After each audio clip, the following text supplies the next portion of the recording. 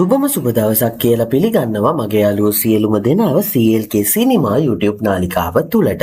ඉතින් යාළුවනේ අද මං අරන් එන්නේ IMDb දර්ශකය 7.5ක් වුණු ඉන්දියානු දමිළ භාෂාවෙන් නිකුත් වුණු සුපිරි චිත්‍රපටියක්. ඉතින් මේ චිත්‍රපටිය තමා 2026 වසරේ නිකුත් වුණු කාදා පොරස්ට් කියන සුපිරි දමිළ මූවි එක. ඉතින් මේ මූවි එක ඔයාලා තාමත් බලලා නැත්නම් බලන්න ආසාවෙන් ඉන්න කෙනෙක් නම් නමුත් මේ මූවි එක හොයාගන්න විදිහක් නැතුව ඉන්න කෙනෙක් නම් අන්න ඒ ඔයා වෙනුවෙන් මම මේ මූවි එක ඩවුන්ලෝඩ් කරලා හෝ ඔන්ලයින් සබ් එකත් එක්කම බලන්න ඕනේ ලින්ක් එක පල්ලෙහින් පින් කමෙන්ට් එකක් විදිහට දාලා තියෙනවා.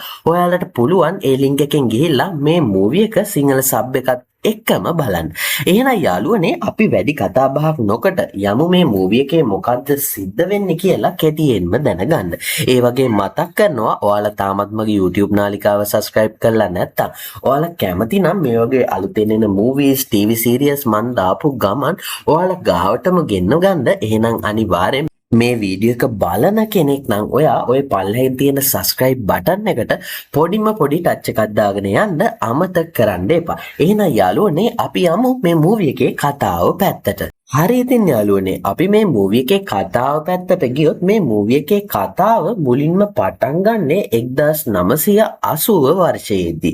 ඉතින් මේ වර්ෂයේ සිදුවීමක් සිද්ධ වෙනවා. ඒ තමා මෛතිලි නම් සුරුපිනී තරුණියකට එක්තරා තරුණයෙක් ආදරය කරනවා.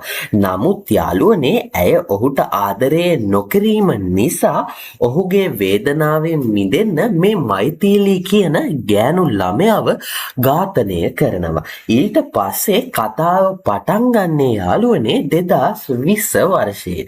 ඉතින් පටන් ගන්නේ TikTok, Facebook වගේ සමාජ මාධ්‍යවල තරුණයන් 3 දෙනෙක් එක්තරා දේශපාලන පක්ෂයකට බැන වදිනවා. ඉතින් යාළුවනේ මේ දේශපාලන පක්ෂයෙන් මේ තරුණයන් 3 දෙනාව ඝාතනය කරන්න වික්ටර් මහදේව් කියන මැරයාට බාර දෙනවා. ඉතින් මේ මැරයාගේ සැලසුම වෙන්නේ මේ තරුණයන් 3 දෙනාව අල්ලගෙන එක්තරා කැලෑවකට අරන් ගිහිල්ලා ඝාතනය කරන්න.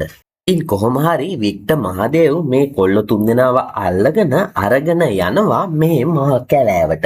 ඉතින් යාළුවනේ මේ කැලෑවට මේ දවස්වල මණී නම් තරුණයෙක් අඩවනවි නිලධාරියෙක් ලෙස අලුතෙන් බැඳෙනවා.